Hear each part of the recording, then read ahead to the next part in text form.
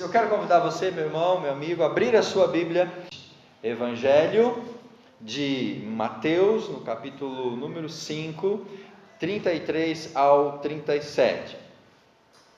Nós retornamos aqui à série de mensagens sobre o Sermão do Monte. Aqueles que estão conosco pela primeira ou segunda vez, nós estamos ministrando o Sermão do Monte em sequência. E nos últimos 2 domingos nós interrompemos a sequência porque o pastor Rodrigues ministrou a palavra 2 semanas atrás. Semana passada o pastor Cláudio, da Junta de Missões Nacionais, esteve também conosco. E hoje nós retomamos então a sequência do texto. Mateus, capítulo 5, 33 ao 37. Diz assim a palavra de Deus: Ouvistes também o que foi dito aos antigos: não jurarás com falsidade, mas cumprirás os teus juramentos para com o Senhor.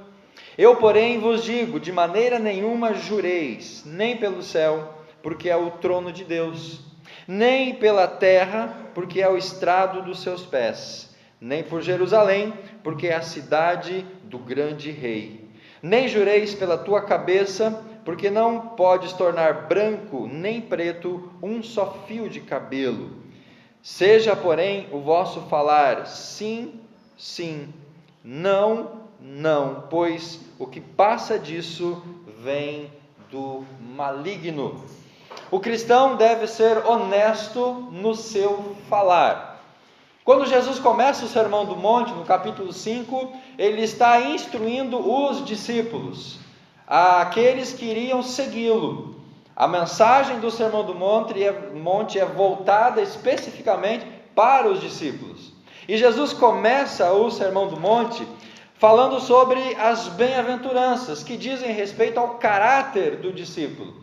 Então, quando nós olhamos para o capítulo 5, do verso 1 até o verso 12, nós vemos ali Jesus dando elementos de caráter, elementos de conduta, algo que nós, no caminho, nessa vida de discipulado, precisamos evidenciar. Depois Jesus fala sobre o sal da terra, sobre a luz do mundo. Ele está mostrando a influência desse cristão com esse caráter no mundo, na sociedade. Como o sal influencia a carne para ela não apodrecer, como a luz dissipa as trevas, o cristão, o seguidor de Jesus, precisa ter uma influência sobre o mundo. A partir do versículo número 17, meus irmãos, Jesus começa a fazer um paralelo com algumas aplicações da lei que os líderes estavam fazendo, os líderes judaicos, os escribas e os fariseus. Então Jesus começa a trazer essa ideia, o que eles estavam ensinando, os erros cometidos, os equívocos, e Jesus então estava dando uma profundidade e trazendo um caráter cristão para aquilo que eles estavam acostumados a fazer de uma maneira talvez muito mecânica. E a primeira questão, a partir do verso 17, é sobre a lei. Jesus fala que não veio para excluir, para abolir, nem para anular a lei. Ele veio para cumprir, e ele cumpre a lei, e nós como discípulos temos que cumpri-la também, porém com uma aplicação moral agora mais profunda. A partir do verso 21 ele fala sobre o homicídio. Jesus fala que não é só você cometer o ato, tirar a vida de uma pessoa que é contra a lei, mas o pensamento contra uma pessoa, o julgamento de uma pessoa, isso é tão grave quanto você tirar a vida de uma pessoa. A partir do verso 27 ele fala sobre o adultério. E Jesus diz que adultério para o discípulo, para o cristão, não é apenas o ato cometido. Adultério é um pensamento, adultério é uma imaginação. Então não é apenas o cometer o ato, mas é tudo aquilo que envolve a mente. Então Jesus fala que nós temos que tomar cuidado com os olhos, porque o olhar com um olhar indecente, um olhar cobiçoso, é tão grave quanto o ato cometido. E hoje Jesus então nos fala sobre os juramentos. Queridos, quando você vai alugar um imóvel, eu vou dar esse exemplo porque a gente viveu isso agora recentemente. Quando você vai numa imobiliária para alugar um imóvel, você chega lá, olha, eu quero alugar um imóvel num lugar tal, uma casa de tantos metros quadrados e posso pagar tantos reais. Aí a pessoa da imobiliária diz: muito bem, senhor, nós temos um imóvel como o senhor deseja, ele é seu, as chaves estão aqui, o senhor pode entrar, o aluguel vence todo dia 10, o senhor vem aqui e faz o pagamento. É simples assim? É dessa forma que acontece?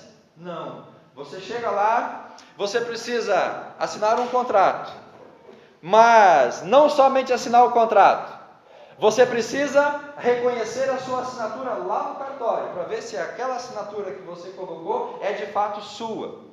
E além disso, você precisa de um fiador. E além disso, o fiador precisa também assinar, reconhecer firma. Esse fiador precisa ter no seu nome bens, alguma propriedade que garanta o pagamento caso você não faça o pagamento desse contrato. E aí, irmãos, nós nos perguntamos: para que tanto excesso de zelo? Para que tanta burocracia? Ou para que tanto cuidado diante de uma realidade dessas? Você queria apenas alugar uma casa para você para você morar. A casa que você vai morar depois que você morre, você não aluga, ela é sua pela fé. Então, meus irmãos, quando nós olhamos para essa realidade, e não é só isso, por exemplo, o guarda te para na rua, e aí ele pergunta assim: o senhor tem habilitação? Ou o senhor tem capacidade para dirigir? O senhor pode dirigir esse carro? Fez autoescola, passou no teste do Detran? Aí você fala: sim, eu fiz tudo isso, eu estou apto para dirigir. E ele vai dizer: muito bem, o senhor pode seguir viagem. Ele faz isso? Ele pede para você o quê? Um documento. Ele pede para você o quê? Algo que comprove que você passou por tudo isso e você está habilitado para dirigir. Então, meus irmãos, o que isso significa diante do contexto em que nós estamos aqui vendo Jesus nos ensinar? Que todo esse excesso de zelo, toda essa preocupação, toda essa realidade é devida por quê? Porque de fato a honestidade hoje do ser humano, da sociedade, ela sempre é colocada em xeque. A honestidade é sempre colocada em dúvida. A palavra da pessoa já não tem aquele peso quanto talvez tinha antigamente. Para alguns, antigamente, o fio de bigode valia mais do que qualquer papel, de que qualquer documento. O que acontece então, meus irmãos, é que quando a sociedade ela deixa de exercer a honestidade, quando nós perdemos esse princípio do nosso caráter cristão, e aí nós precisamos de elementos para comprovar aquilo que de fato nós estamos dizendo ou falando. Então, os nossos dias eles estão permeados com essa realidade, a ausência de honestidade, de palavras, de atitudes, de relacionamentos. E como há essa ausência de honestidade, nós precisamos então documentar. Aí você precisa de um contrato, você precisa de uma assinatura, você precisa de uma carteira de habilitação, você precisa de uma série de papéis, documentos, elementos que vão além da sua simples palavra. E o que Jesus nos ensina no texto é exatamente a necessidade dessa honestidade, para que nós não precisemos de nada além do que a nossa palavra. E aqui nós entramos em crise, porque antigamente, você dizer que era cristão, que era crente, te dava crédito na praça. Não sei se você lembra disso, se é do seu tempo isso.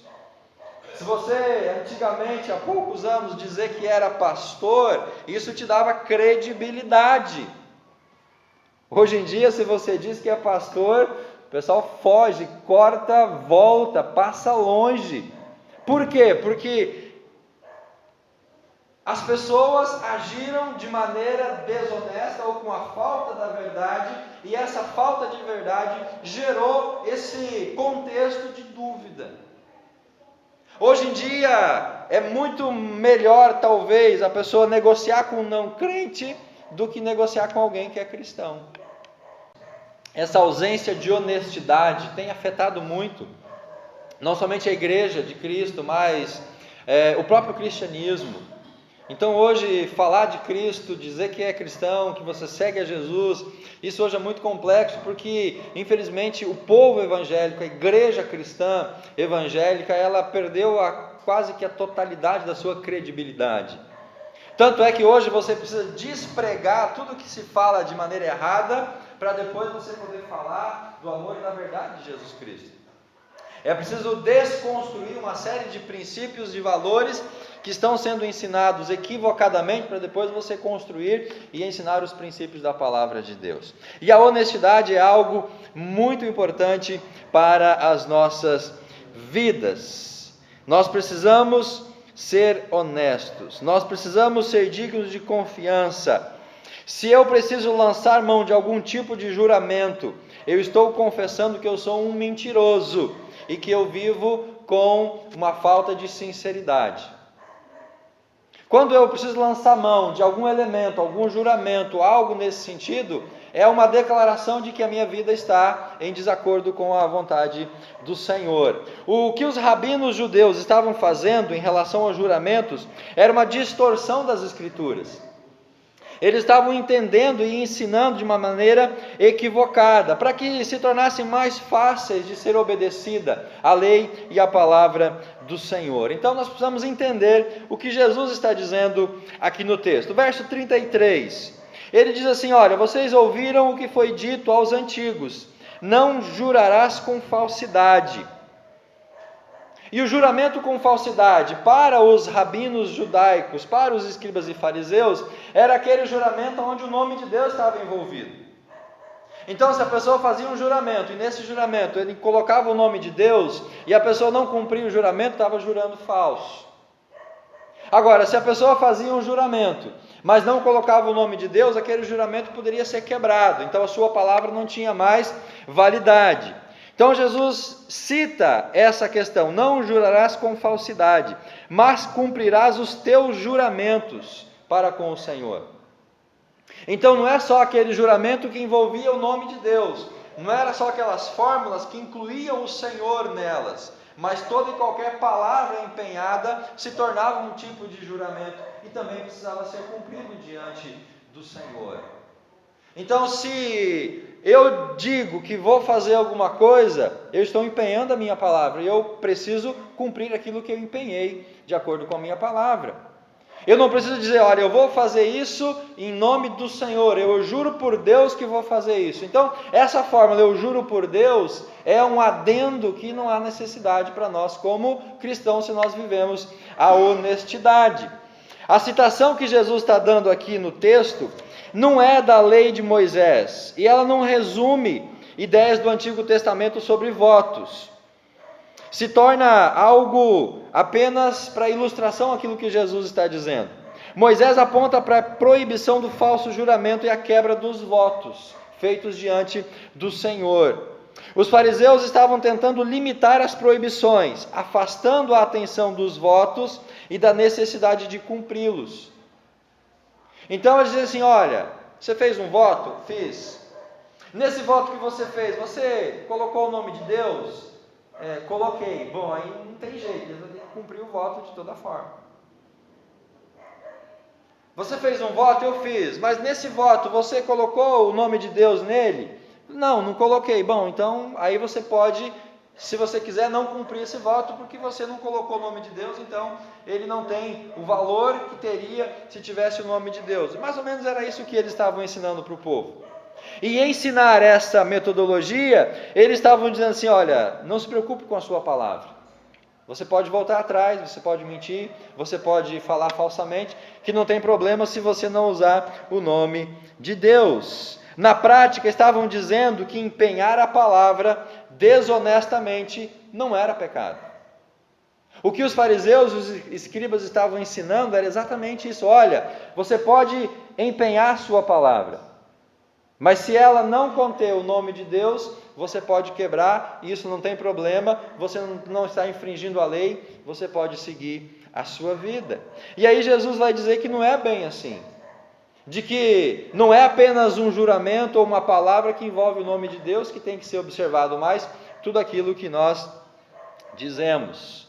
Para os fariseus, somente as fórmulas de juramento que incluía o nome de Deus, tornava voto obrigatório.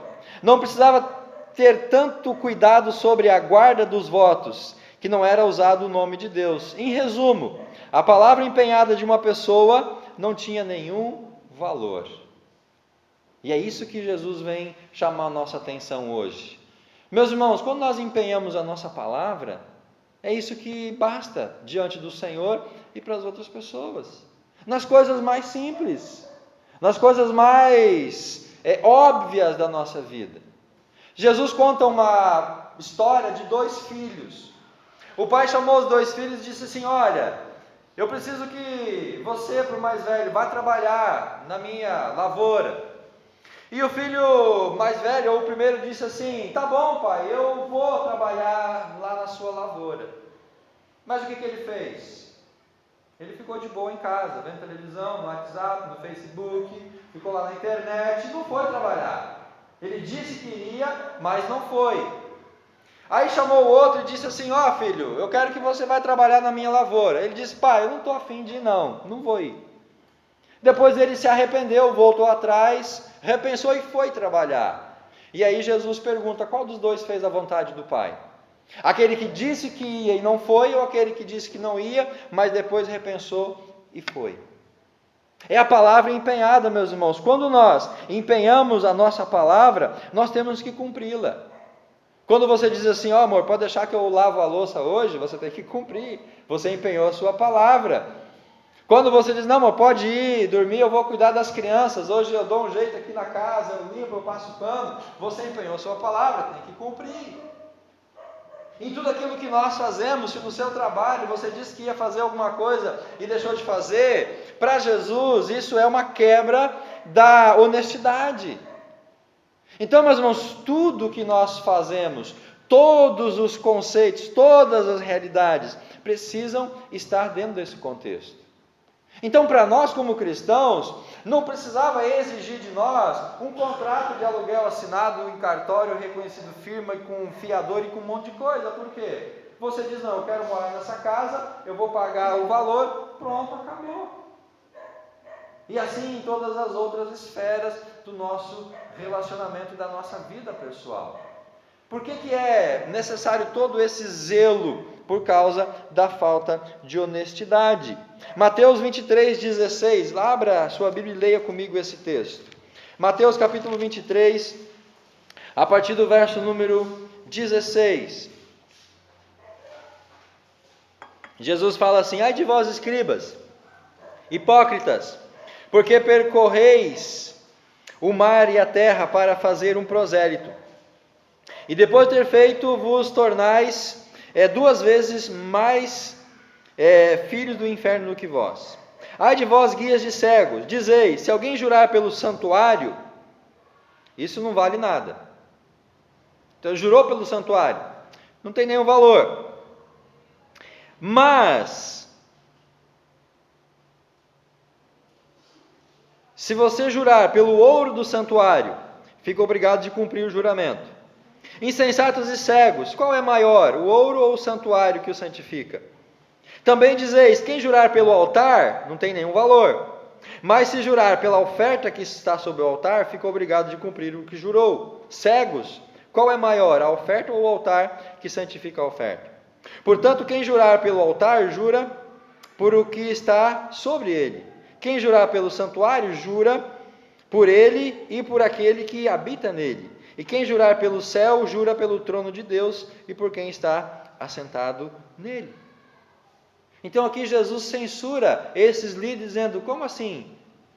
Pode jurar por isso, mas não precisa cumprir, mas se jurar por aquilo tem que cumprir. E Jesus vem dizer para nós: olha, não precisa de juramento. Empenhou a sua palavra, cumpra a sua palavra. A partir do verso 34 até o verso número 37, Jesus ele dá então a sua versão sobre o juramento. E ele fala no 34: eu porém vos digo, de maneira nenhuma jureis. Por que Jesus fala assim? Não jure de maneira nenhuma. Porque para Jesus, a palavra do discípulo era e devia ser suficiente. Para Jesus, a palavra empenhada era necessária, por isso ele diz, não jureis por nada. E tem um outro elemento aqui, porque não há nada que eu empenhe a minha palavra que Deus não esteja diretamente envolvido nesse juramento ou nesse empenho da palavra. Lembra que os fariseus e os escribas diziam, olha, se você envolver o nome de Deus, cumpra o juramento. Se não envolver o nome de Deus, você não precisa cumpri-lo. E a pergunta que Jesus está fazendo, e o que Jesus está dizendo é, existe alguma maneira de você empenhar a sua palavra com qualquer coisa que exista nesse mundo que não aponte para Deus? Não, porque tudo aponta para o Senhor. Não jureis pelo céu, porque é o trono de Deus. Não jurem pela terra, porque é o estrado onde Deus descansa os seus pés. Não jurem por Jerusalém, porque é a cidade do grande rei. Não jure pela tua cabeça, porque não podes tornar branco nem preto um só fio de cabelo. Então, o que Jesus está dizendo é, olha, não existe nenhuma fórmula, não existe nada no mundo que alguém possa empenhar uma palavra ou fazer um juramento que Deus não esteja nisso. Porque tudo é dele, ele governa sobre tudo, ele rege sobre todas as coisas. E Jesus termina dizendo, olha, seja o vosso falar sim, sim. Se você disse não, é não. E aí ele acrescenta, o que passa disso procede do maligno. Porque quando nós passamos do nosso sim e passamos do nosso não, nós estamos sendo influenciados para desobedecer a Deus. Jesus diz que essa questão de fórmula para fazer um voto é irrelevante. Os fariseus, eles tinham uma perspicácia de criar algumas fórmulas que poderiam ser usadas, porque essas fórmulas não envolviam o nome de Deus. Então eles não se preocupavam tanto com a honestidade do falar, com a honestidade de cumprir aquilo que prometeu, com essa questão de caráter. Eles estavam preocupados em formular fórmulas que pudessem ser usadas para os juramentos. E Jesus vem dizer, olha, gente, negócio de fórmula, isso é irrelevante. Não importa se envolve o nome de Deus ou se não envolve, porque não há como evitar nenhuma referência ao nome de Deus, pois tudo que nós temos, vivemos, não tem como eliminar Deus do mundo, das coisas. Deus está em todas as coisas. Para Jesus, o voto é obrigatório, independente de uma fórmula usada. A palavra empenhada é um voto, o compromisso assumido é um voto, e esse compromisso não precisa de fórmulas aditivas para gerar a essa palavra uma credibilidade. Ou seja, devemos cumprir as nossas promessas e ser pessoas de palavra, pessoa de caráter, com honestidade, a ponto de assumir o compromisso, e mesmo que a gente possa ter prejuízo. Se eu assumir um compromisso, eu preciso honrar aquele compromisso pela minha credibilidade, mesmo que eu tenha prejuízo nisso. Nós não podemos negociar, meus irmãos, com essa realidade. Se agirmos assim, os votos se tornam desnecessários. Se a nossa palavra for digna de confiança, não precisa de voto. Por isso ele fala, lá no verso 34, eu porém vos digo, de maneira nenhuma jureis. E ele conclui dizendo, seja o vosso sim, sim, e o vosso não, não. Tira tudo que é fórmula, tira toda forma de empenhar a sua palavra usando o nome de Deus. Fale sim, e faça o sim. Fale não, e faça o não. Tiago capítulo 1, versículo número 12. Se você quiser ler comigo, abra a sua Bíblia. Tiago, capítulo 1, verso número 12.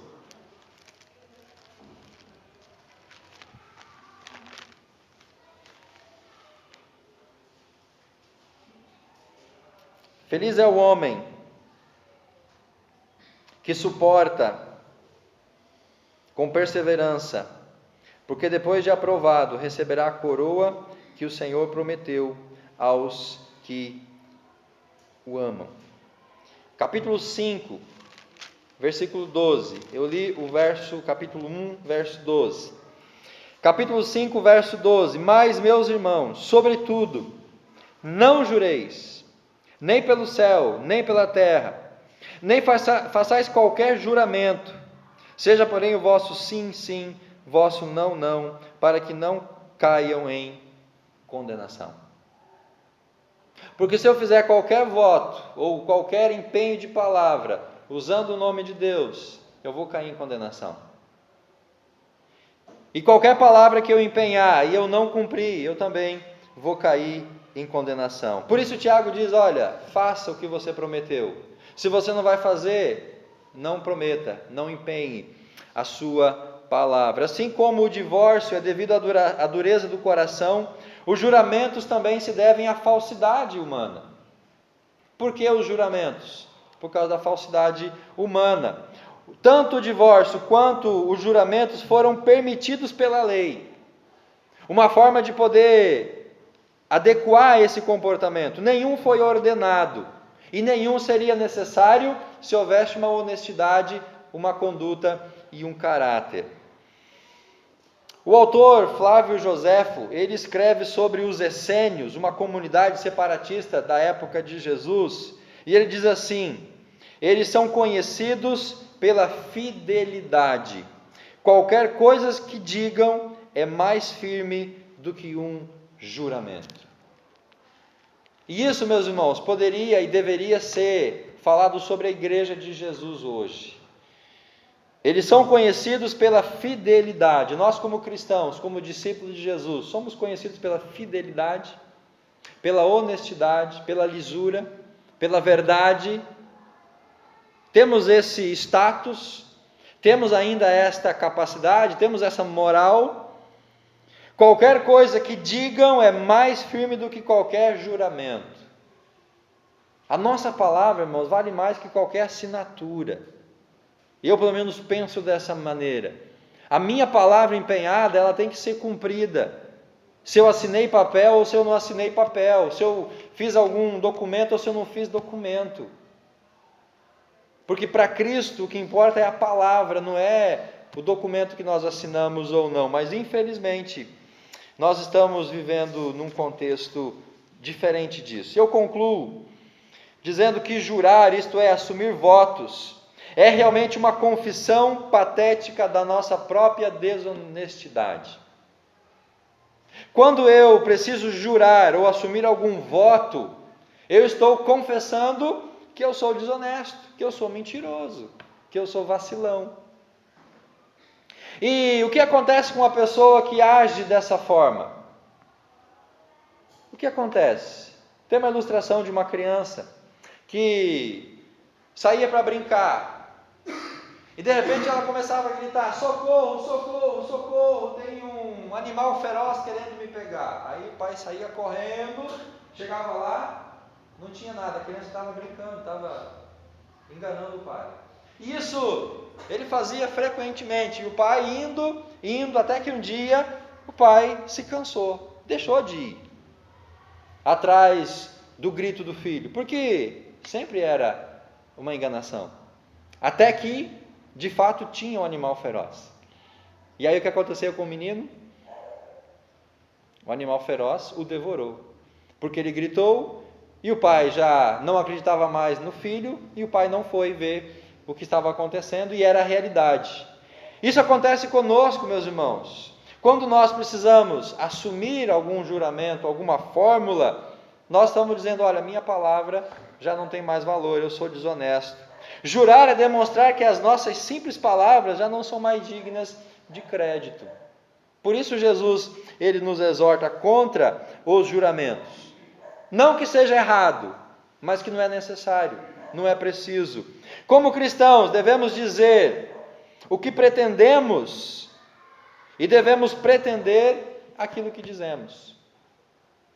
Como cristãos, devemos dizer aquilo que nós pretendemos. E devemos pretender fazer aquilo que nós dizemos. Nosso sim e o nosso não, sem adornos, deveria ser o suficiente. Isso é que Jesus, ele nos ensina. Você pode ficar de pé?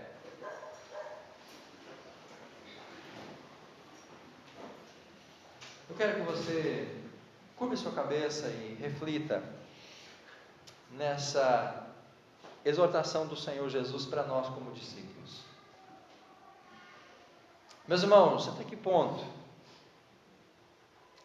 nós estamos sendo influenciados por uma sociedade mentirosa, corrupta, desonesta e todos os outros adjetivos que a gente possa usar? Algum tempo atrás havia denúncias de mensalão no governo federal. Há mensalão, há pagamento de propina, há dinheiro para políticos. E a liderança do país diz: não tem mensalão, não tem, isso é invenção, isso é boato, não existe. Foi investigado, o Supremo Tribunal condenou pessoas, e mesmo assim as pessoas: não existiu mensalão, isso foi julgamento político.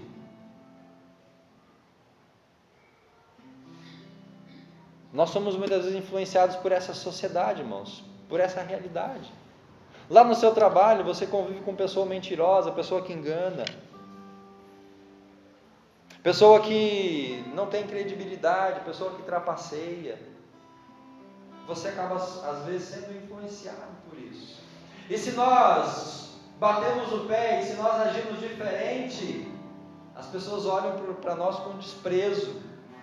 As pessoas olham para nós com um olhar até mesmo de chacota. Porque hoje o que é errado é certo. Hoje o mentir, o desviar, o trapacear, o enganar, falsificar, burlar, sonegar, irmãos, isso hoje é normal, é comum. A sociedade vive isso, mas Jesus está dizendo: olha, você é meu discípulo, e quem quer ser meu discípulo precisa agir diferente. A honestidade é a essência do caráter cristão.